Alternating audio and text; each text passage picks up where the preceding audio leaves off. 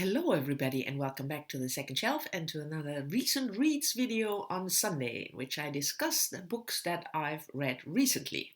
And the first book I read in March was a buddy read together with Chris over at Chris's Bookish Cauldron, who is a lovely person and has a lovely channel, and you should check out his channel, especially if you like fantasy, because Chris reads a lot of fantasy.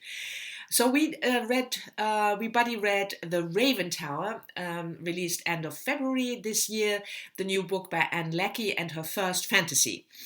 Ann Leckie, you might probably know, she's an American author, and she made quite a splash into the science fiction world when 2013 she published her first book of the Imperial Raj series, Ancillary Justice.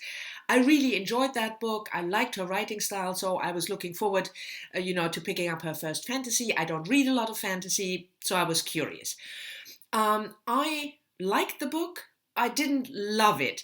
And Chris, who reads much more fantasy than I did, didn't like it at all. So it's a mixed bag here.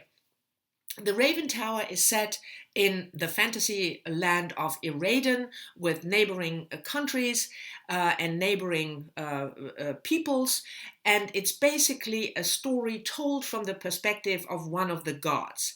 It's written in second person, and this god tells us not only his story or their story, I think that's the right pronoun for a god, their story, but also the story of the main human characters, an Iradi prince, crown prince Mawat, and his quote-unquote assistant Aolo. They both come back from battles at the border to the main city because Mawat's father is about to die and Mawat is supposed to take the crown. That doesn't quite happen, and there is all of a sudden Mawat's uncle on the throne, and Mawat and Aolo try to find out what happened. Now, the god of Iraden is the Raven, but there are many other gods in the book, and like I said, it's told from the perspective of one of the older gods, not the Raven, who tells us what happened to the world from the beginning of Earth, but who also tells us Mawat's and Aolo's story. Now, I really enjoyed the mythological part, so the part where this god tells us the story of the gods and the various factions and the wars between the gods. I liked that a lot. The story from the human story about what happened to Mawat's father and why his uncle is all of a sudden on the throne didn't engage me as much. I thought the premise was good, but it was too drawn out. The pacing was just too slow. And Chris's critique was mainly that the human characters, didn't engage him at all. And I can see that because there's much more focus on the mythological side, on the story of this god. So I liked it because I like mythology and this whole idea of a god telling me the story of the earth. I love that.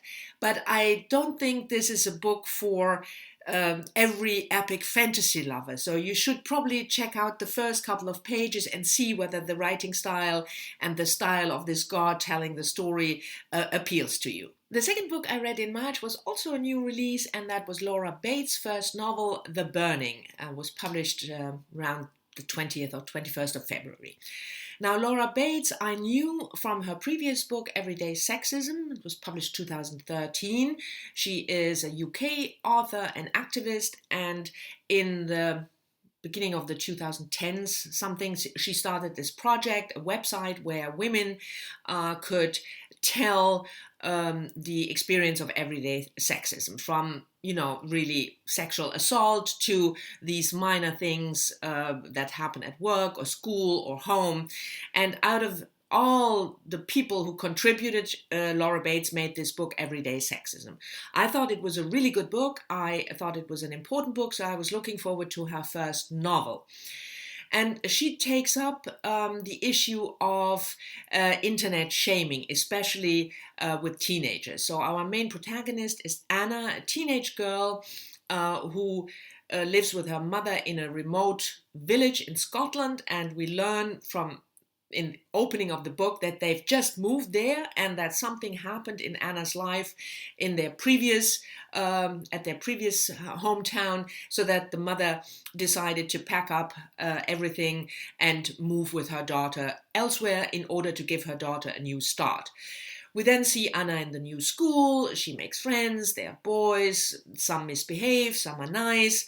And then, of course, Anna's past catches up with her. And the main story of the book is how Anna and her friends and her mother deal with this fact that, they have to deal again with what happened in the past. So the theme, without giving any spoilers, is about, like I said, internet shaming and this phenomenon of sexties, or sexting, when you text naked pictures to somebody, and then it all takes off from there. So the theme was really interesting and important, but I didn't think it was that good of a book. In my point of view, it could have really needed some serious editing. There were quite some clunky sentences and clunky images that could have been weeded out if the editor had paid attention. I thought some of the plot twists were not quite believable, unconvincing. So the story, there was this slogging middle part, and then you had plot twists that were not really convincing. You could see the author, making decisions. Oh, we have to move in this direction, so I have to have this plot twist. So it was not that successful a read for me, but still, if you think you want to read something, a novel about this, internet shaming from a perspective of a teenager, you might want to give it a try nevertheless. And we stay with the new releases because the next book was Karen Thompson Walker's new novel, The Dreamers, which was published also at the beginning of this year. Now, Karen Thompson Walker is an American author. She was born in San Diego, but now lives in Portland, where she teaches creative writing at the University of Oregon. And I really, really liked her debut novel, The Age of Miracles, 5 or 6 years ago. The premise was that the Earth rotation changes and the days get longer and the nights get longer, and how people deal with that from the perspective of a young girl, Julia. I love that book. If you haven't read it, I can highly recommend it if you're into that kind of dystopian, sort of sci-fi-ish literary fiction. Now, The Dreamers has an similarly, for me at least, similarly exciting premise. It starts in a college town in Oregon, where a college girl all of a sudden falls asleep and doesn't wake up. Her roommate, May, discovers her, and then the girl is brought to the hospital, and then it turns out more people, young people, old people, fall asleep and don't wake up. So it's a sort of a sleeping disease. And the book then deals with various point of views and various people who either experience that sleep, because it turns out that there is heavy dreaming going on while the people affected are asleep, but it mostly deals with the people surround them and what happens. You have your survivalist who tries to protect his 2 daughters. You have a college another college student, a male college student, who tries to help people. So it's told, like I said, from various points of views, various stories. I really liked the writing. I liked the idea, but I thought the story was a bit thin. When we learn what is the cause of it. And I expected more, especially from the way the book was marketed, about that dream state. And that's not really that much in the book. So it was a really interesting premise. The first half of the book I enjoyed immensely, and then it fizzled out a bit for me, unfortunately. And we'll end this video on a positive note, because it was a bit of a read so far, but then I read Ellie Smith Winter. I'm late to the party, I know. Book was published in 2017, and I loved Autumn, but haven't gotten around to it. This was a buddy read for me together with Sean over at Sean the Book Maniac. I'll leave a link to his channel, of course, down below, and we both really enjoyed this book. Now, Ellie Smith doesn't need an introduction. She's a Scottish writer.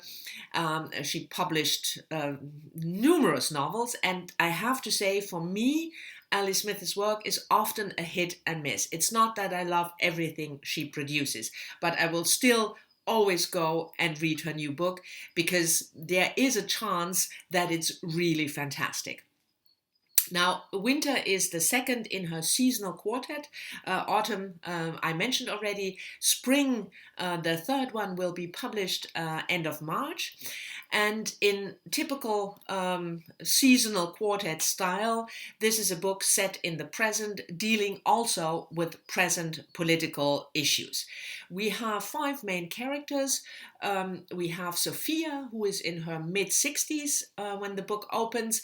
Her sister Iris, who is a bit older, 7 or 8 years. And then we have Sophia's son Arthur, who is in his 30s. His girlfriend Charlotte, with whom he breaks up at the beginning of the novel, or rather to say Charlotte breaks up with him. And the book is all set around Christmas, and Arthur is supposed to visit his mother Sophia over the Christmas holidays together with his girlfriend. So he has a chance encounter with our 5th character, that is Lux, a young girl, an immigrant from, a young woman I should say, an immigrant from Croatia, and Arthur hires her, quote unquote, to pretend to be his girlfriend Charlotte, and they together visit his mother Sophia.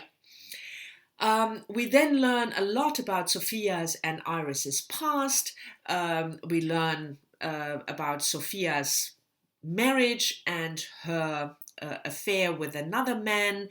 There is, was in Autumn, the theme of art running through the book. In Autumn, it was the artist Pauline Botti. In this book, it's Barbara Hepworth, a quite well-known sculptress.